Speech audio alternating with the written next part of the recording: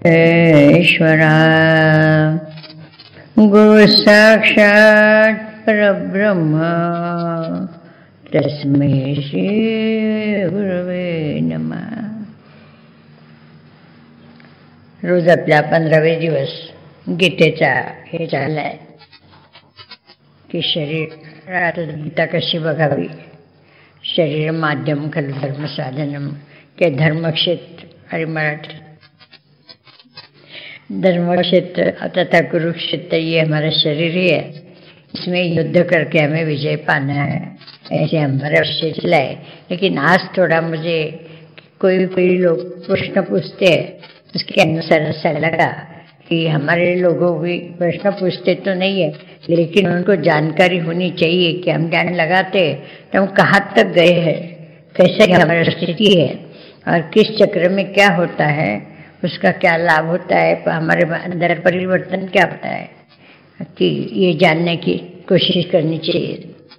तो हमारा जो ये सफर है, जो प्रवास है हमारा, पतंजलि सूत्र के अनुसार हो किसी योग के माध्यम से, तो मूलाधार, स्वाधिष्ठान और नाभिचक्र, ये तीन में हमारा प्राण वास्तविकता से अनायास से सबका रहता है। सब कार्य इसी तीन जगह से होता है। और जब हमारी कोई वृत्ति आनंदित होती है, सात्विक होती है, उस समय हम हृदय चक्र से ज़्यादा टच होता है हमारा और हमें खुशी होती है। तो ये जो चौथा चक्र हमारा, इसमें ज़्यादा आनंद की अनुभूति हमें आती। पहले 3 चक्रों में कोई आनंद की अनुभूति नहीं आती, कोई समझ नहीं रहती कि हमें अभी आनंद हो गया है।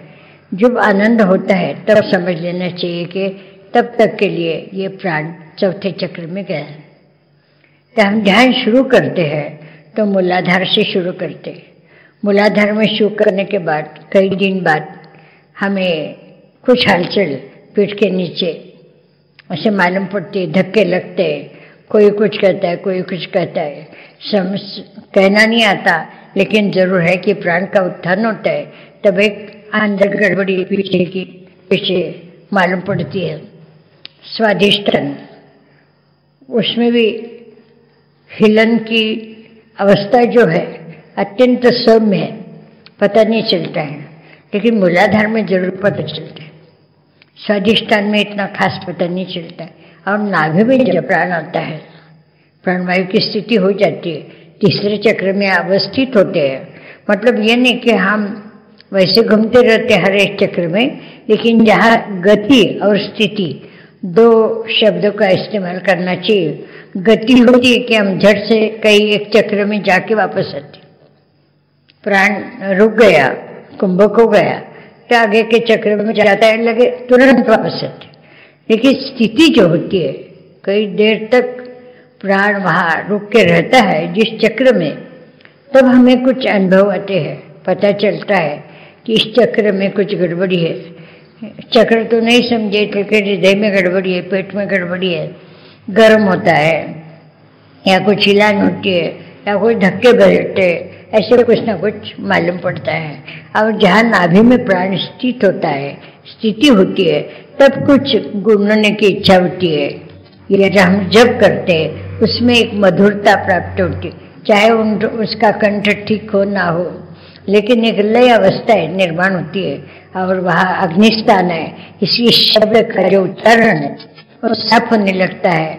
और वहाँ कुछ जप करते समय हमें एक रुचि निर्माण होने लगती है, उस शब्द से हमें कुछ विशेष परिचय लगता है और अच्छा लगने लगता है। ये इसमें तीसरे चक्र में होता है, और अग्नि तत्व है। और उसके बाद हम हृदय चक्र में आते हैं। जब हम हृदय चक्र में आते हैं तो ये आनंद की अनुभूति हमारे हृदय चक्र में आती है।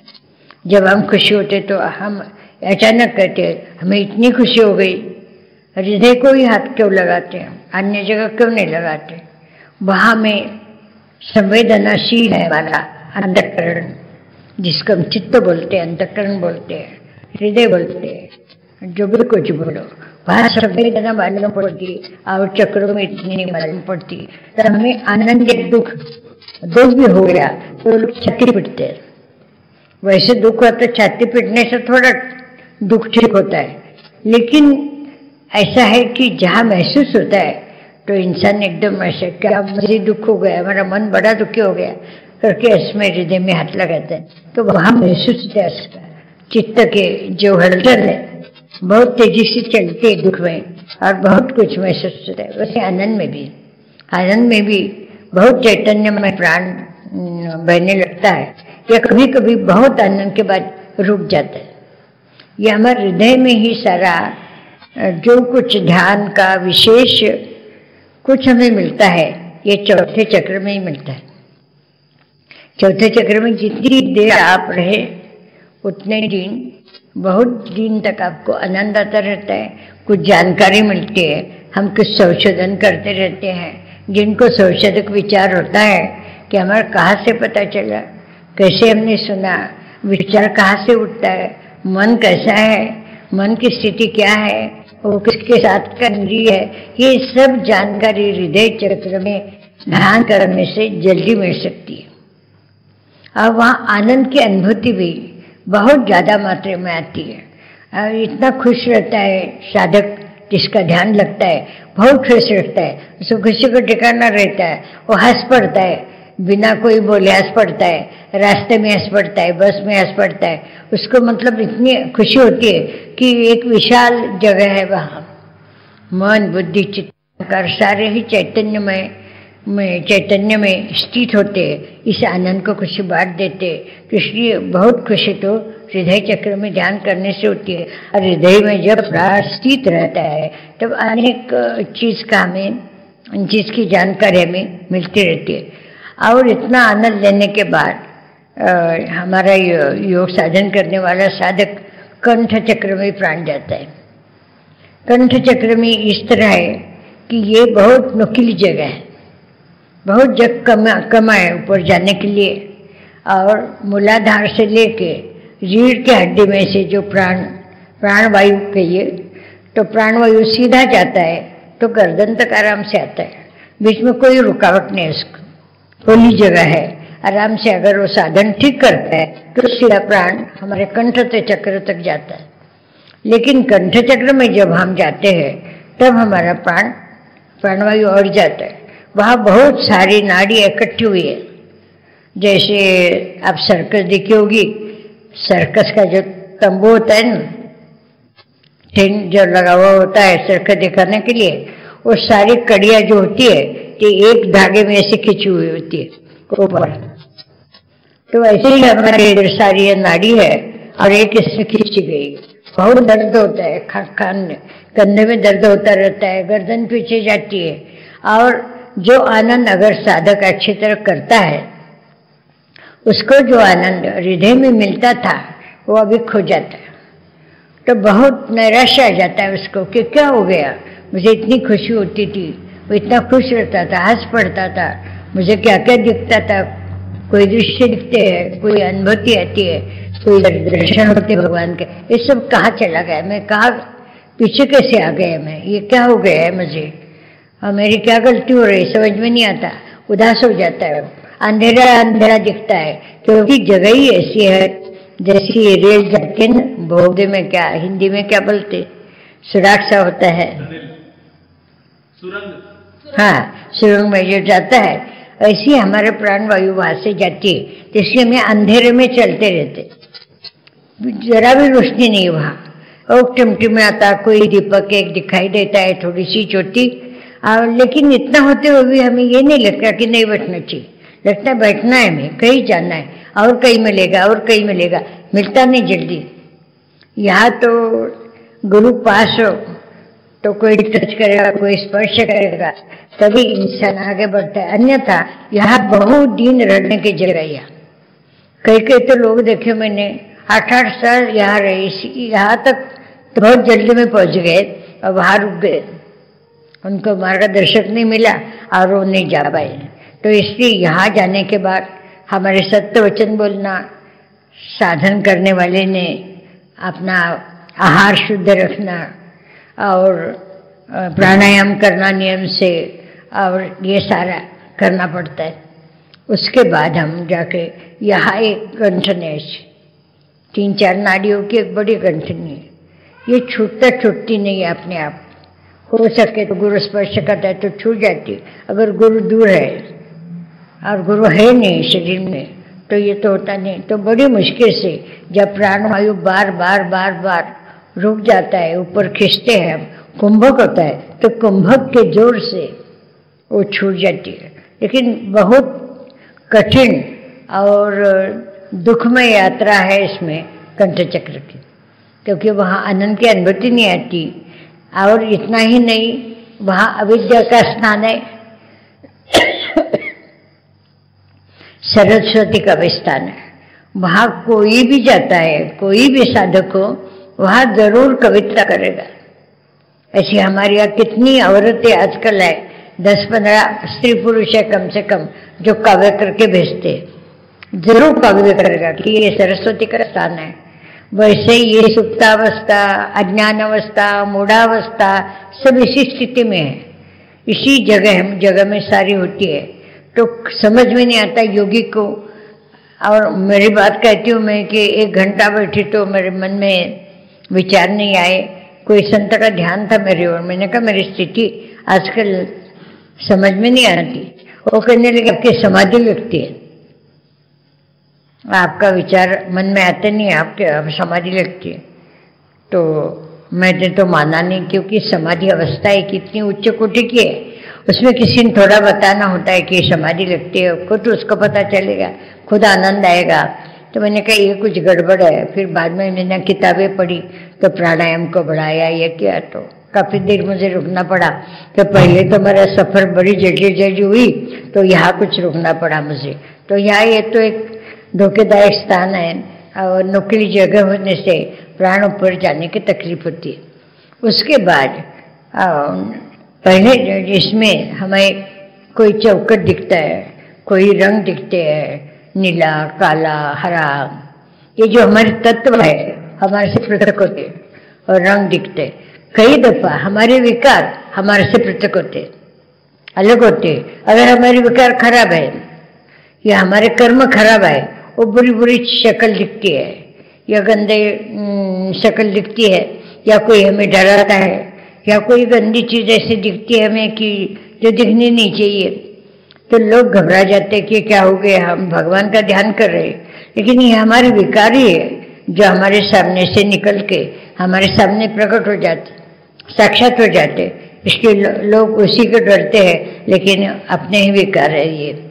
तो उसके बाद हम इसमें भूमा में आते हैं। जब बड़े प्रयास के बाद भूमा चक्र में आते हैं, ये कंठ चक्र खत्म होता है, उसके बाद यहाँ प्राण आता है।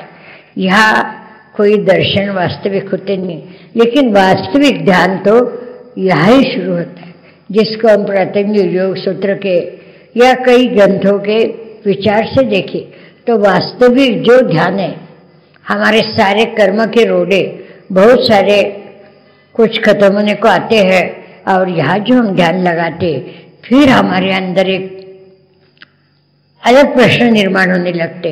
अभी तक आपके प्रश्न में हमारा ध्यान कैसे लगता है, गुरु कैसा है, इसका क्या है, उसका क्या है, मेरा क्या है, इस किताब में क्या है, उस किताब में क्या है, ऐसे टटोलते रहते हैं। कोई पक्का हमारा पौड़ी पे चढ़े नहीं है। छठे चक्र में जब हम जाते हैं तब हमें एक ज्ञान की निधि मिलती है।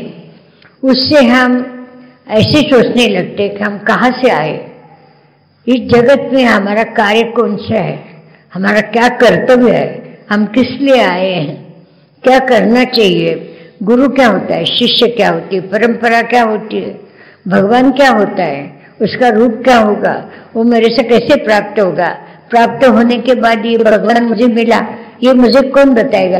ऐसे अनेक प्रश्न उसके मन में बहुत भीड़ करते हैं, लेकिन होते सारे ज्ञानपूर्ण।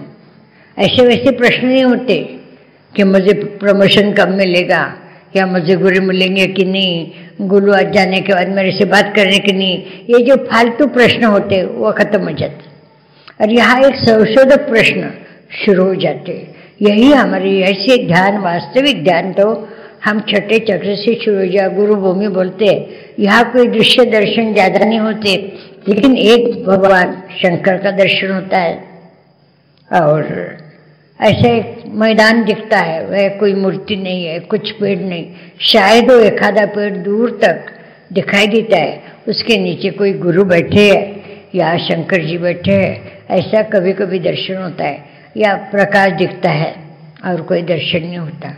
और वैसे बाकी भी है कि किस चक्र में कितनी पकड़ी है, कैसे रंग है, उसके क्या नाम है, वो ध्वनि क्या है, देवता क्या है, ये भी एक विषय है। लेकिन यहाँ है तो हमारा वास्तविक ध्यान शुरू होता है। यहाँ काफ़ी देर तक रहना पड़ता है। आपकी कितनी मतलब ये है अभ्यास है, उसके ऊपर तो निर्भर है ही। खाली अभ्यास के ऊपर नहीं, आप 6 घंटे भी बैठते होंगे, 8 घंटे भी बैठते होंगे, लेकिन आपका स्वभाव कैसा है, आपके दुर्गुणों को त्यागा है कि नहीं, आप सबके प्रति प्रेम करते हैं कि नहीं, आप में उदारता है कि नहीं, आप सरलता है कि नहीं, कपट को त्यागा है कि नहीं, ये जब हम दुर्गुणों को फेंकते हैं दूर, तब जाके या उसके बाद हमें आगे जा, नहीं तो ब्रह्मरंध्र में जाना मतलब गति तो होगी, स्थिति नहीं हो पाती।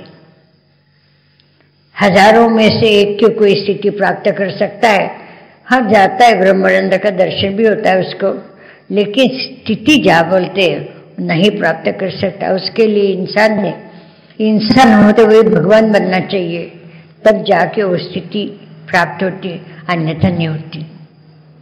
तो ये ऐसे चक्र में जगह इसमें जो लिखा हुआ है कि मूलाधार में गणेश जी है और स्वाधिष्ठान में आदि माया है, नाभि में विष्णु का स्थान है, कंठ में शिव जी का स्थान है, तथा विद्या का स्थान है, सरस्वती का स्थान है, और उसके बाद आज्ञा चक्र में गुरु का स्थान है, भूमा में, और ब्रह्मरंध्र में एक ब्रह्म का ही मतलब तेज का ही है, वहाँ कोई देवता नहीं, प्रकाश ही प्रकाश है। उससे सारी अलग अलग अनुभूति है, अलग अलग कमल है, अलग अलग कमल के। आज एक विष्णु की मूर्ति जो मैंने सुबह दिखाई तुम्हें, तो हमारे भी विष्णु के हाथ में कमल है जो मूर्ति है, लेकिन ऐसा कमल है, खिला हुआ है लेकिन नीचे है, लेकिन साफ मैंने अंदर देखा है ये कमल की कड़ी ऐसी बनी रहती है पहले, उसके बाद जो ध्यान अवस्था में बहुत कुछ आनंद की अनुभूति आती है, जब दर्शन होते हैं, जब गुरु की कृपा बरसती है, तब ये कमल ऐसा होता है, ऐसा वो कैसा खिलता है। तो उस विष्णु के हाथ ऐसा खिला हुआ कमल ऊपर दिखा हुआ है, बाकी तो नीचे होते हैं, खिला हुआ हो तब भी नीचे किया हुआ होता है। और ये ऐसा कमल जब खिलता है तो वहाँ ब्रह्मरंध्र का जहाँ या प्रकाश दिखा है, तब प्रकाश पड़ता है, और तब ज्ञान की प्राप्ति, जिसको अमृत मरापण्य बोलते हैं, क्यों ब्रह्म ज्ञान बोलते हैं, आत्मज्ञान बोलते हैं, ऐसे कमल खिलने के बाद ऊपर जिसका मुंह हो गया उसके कमल में जब ये धारा पड़ती है, तब वास्तविक ज्ञान की निधि योगी के हाथ में आती है। इसके बीच में जब मैंने बोला ना कंठ चक्र में प्राण होता है, उस अवस्था में साधक को सिद्धि भी प्राप्त होती। अगर वो ये सब किसके लिए होता है, जो नियम से 3 घंटे ध्यान करता है और ध्यान के अनुकूल अपना बर्ताव रखता है, स्वभाव रखता है, खान पान रखता है, विचार रखता है, उसके लिए सब होता है। अन्यथा बैठते हैं लोग, उठते हैं, ये देखा वो देखा बताते हैं, लेकिन ऐसे सोने से हम लोगों को खास समाधान नहीं होता। हम जानते कि ये उनके मन का खेल है या वास्तविकता है, या दोनों के परे जो आत्मस्थिति है, उससे अनुभव से, उस महान सदगुरु से, उसके लिए बताने के लिए वो के दृश्य आगे रखता है। वो दृश्य सत्य होता है, जिससे अब सत्य जाने के लिए मार्ग सुगम होता है। ऐसे अनुभव में बहुत सारा फर्क रहता है। तो इसमें ऐसे सिद्धि, दूरदर्शन, दूर श्रवण मिलता है, तब योगी यही रुक जाता है। एक तो वहाँ थका हुआ होता है, अंधेरा दिखता है, और तो फिर आगे जा नहीं सकता, गुरु का स्पर्श नहीं मिलता, और ऐसे सिद्धियाँ उसको ग्रस लेती है, तो बताता है आपका घर ऐसा है, और इसके आपका घर का मुंह जो है तो उत्तर दिशा में, पूर्व दिशा में है, और इतना बड़ा मकान है आपका, चाहे अमेरिका में क्यों ना हो, वो बताता है। तो लोग चकित हो जाते, बहुत पैर छूटते हैं, कुछ पूछते हैं, और फिर उसी में उस सिद्धि में अटक जाता है। यहाँ सिद्धि मिलने का स्थान है, यहाँ गर्त में जाने का स्थान है, यहाँ अविद्या माया का स्थान है, यहाँ सब स्थान इकट्ठा हुआ है कंठ चक्र में। तो बहुत ज्यादा लोग यहाँ अटक जाते हैं। कम से कम 5-6 महीने तो चक्कर काटते, 5-6 साल। उसके बाद उसको कोई मिला मार्गदर्शक तो इस संयोग से निकलते, अन्यथा वही रुक जाते। तो इसलिए सावधानी रख के हमने टटोलना है कि हमें जैसे कि पहले तो रंग दिखते हैं, उसके बाद पानी दिखते है, अथाह पानी दिखता है, कभी पहाड़ दिखते हैं। अब जो दृश्य दिखते हैं उसमें एक चैतन्यता होती है। बाकी तो दृश्य हमने देखे हुए, ध्यान में देखे तो क्या फर्क पड़ा। जो पहाड़ देखे हैं वो ध्यान में देखा तो क्या फर्क पड़ा, देखे वही चीज तो दिखती है, लेकिन नहीं, वो चैतन्य में होती है। पेड़ हो चैतन्य में होता है, कमल हो चैतन्य में होता है, पानी होता है बहता हुआ साधारण पानी, और ध्यान में दिखने वाला जो जल है वो अलग लगता है, उसमें एक चैतन्य का प्रभाव रहता है। हम बोलते नहीं कभी, तो ऐसे टटोलना चेपने की क्या हुआ, हमने ये देखा, हम कहाँ तक है, क्या मिला, हमने कुछ मिला कि नहीं, हमने या हम ठीक रास्ते पे जा रहे हैं कि नहीं। हर समय तो गुरु पास नहीं होता। और आज एक औरत ने कितनी बार मुझे पूछा कि हम गोंदवलेकर महाराज का अनुग्रह लिया है, तब श्री राम जयराम बोलते ठीक है कि नहीं। मैंने कहा ठीक है, उनका तो मंत्र ही है, वही देते वो मंत्र। नहीं, फिर मैं जयराम की ही माल करती रहती हूँ, हमारे कुल देवता अलग है, वो चलता है कि नहीं। ऐसे करके मतलब मैं समझ गई कि इस औरत ने अभी कुछ भी नहीं पाया, इतने तर्क भी है मन में, गुरु के उसके ऊपर भी भरोसा नहीं, गुरु मंत्र के ऊपर भरोसा नहीं, कुल देवता के ऊपर पूरा भरोसा नहीं, ये करे वो करे, क्या करे क्या न करे, कोई समझ नहीं है। थोड़ा तो एक रास्ता पकड़ना चाहिए कि कम से कम थोड़े चल सके। ऐसे करते रहे जैसे ज्ञानेश्वरी में इन्होंने बताया है कि ज्ञान होने के बाद एक रास्ता पकड़ना चाहिए। अंधेरे में है तो इंसान टटोलता ही है, अंधेरे में पूर्व जमाने का है बात, अभी नहीं, अभी तो सारी जगह बिजली है। लेकिन जब बाहर जाएंगे, जब सूर्योदय नहीं होगा तो कई रास्ते से हम चलते रहेंगे, हमें पक्का पता नहीं चलेगा कि ये कौन सा रास्ता कहाँ जा रहा है। लेकिन जब सूर्योदय होगा तो सारे रास्ते दिखाई देंगे, लेकिन किस रास्ते से हमें जाना है ये तो तय करना चाहिए, तब चलना शुरू करना चाहिए। तो ऐसे तो अर्जुन नहीं कि 10 रास्ते देखे तुम 10 रास्ते से चलेंगे क्या, नहीं, तुम्हें एक रास्ता पकड़ना चाहिए, वो योग का रास्ता पकड़ो तुम। इन्होंने बार बार उसको जताया है कि तुम योग का रास्ता ही पकड़ो, तुम योगी बनो, बार बार उन्होंने यही बताया, इस मार्ग से जाने के लिए प्रवृत्त किया है उनको। तो ऐसे छठे चक्र में जब हम जाएंगे वो हमारी स्थिति होगी, स्थिति के बाद जो हमें अनुभूति होगी, जो ज्ञान होगा, उस ज्ञान के माध्यम से हम कुछ पा सकते हैं, उसके बाद आगे जा सकते हैं। ब्रह्मरंध्र में स्थित होना तो बहुत, कई लोगों ने मुझे कहा कि माता जी हम ध्यान में बैठे थे, आप आई और ब्रह्मरंध्र का किवाड़ खोल के दे दिया मुझसे और कहा कि अंदर जाओ। और बहुत सारे ऐसे बताते हैं, मैं सुन लेती हूँ क्या कहे कि उनको अगर इतना विश्वास है कि 5-6 साल ध्यान करने के ब्रह्मरंध्र में पहुंच गए हैं तो उनको बता के भी कुछ फायदा नहीं होता। उनको अगर हम कहे कि आपका हरगिज मन का खेल है, ऐसा नहीं मिलता, तो उनको विश्वास नहीं होगा कि माता जी ने तो बोला कि बहुत 6-6 महीने के जाते हैं, हम क्यों नहीं जाएंगे, हमें तो बैठते ध्यान में, तो हमें भी 2 साल 3 साल हो गए तो छठे चक्र तो पार किया ही होगा ना हमने। ऐसा भाव रख के बोलते हैं तो उनको कहने से भी फायदा नहीं।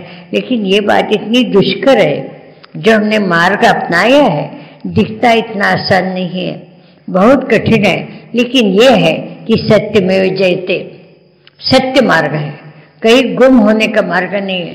कभी वहाँ कुछ गलती होगी तभी हम अपने रास्ते के पकड़ के रखे, विश्वास रखें तो हमें जरूर इसमें पूर्ण सिद्धि मिलेगी।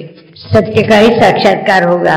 बीच में हमने रुकना नहीं है, सिद्धियों के पीछे देखना नहीं है। और जो भी भगवान का इतने अलग अलग रूप रखते हैं और इतने प्रेम करते हैं आपके साथ, इतने बताते हैं, आपका गौरव करते हैं, आपको कुछ देना चाहते हैं, खुद सिद्धियां तो आती है, भगवान भी खुद करते हैं। जैसे हमारे स्वामी जी ने मेरा प्रोपेगेंडा शुरू किया है। अभी कल एक जगह में गई थी, जो आदमी मेरे साथ ज्यादा बात भी नहीं हुई, उन्होंने सब लोगों के बीच में कहा माता जी तो पार्वती का अवतार है। मैं तो अवाक रह गई। मैंने कहा इसी भरी सभा में इस तरह कहना अगर मालूम भी हो तो अनुचित है, क्योंकि लोग अगर श्रद्धावान भी होगे तो पार्वती को नहीं समझ सकते हैं। तो एक इंसान के अंदर पार्वती है करके किसी ने कहा, उनको समझना मुश्किल है, विश्वास भी नहीं रखेंगे, क्योंकि अगर पार्वती का स्वरूप है हमें गाड़ी नहीं मिली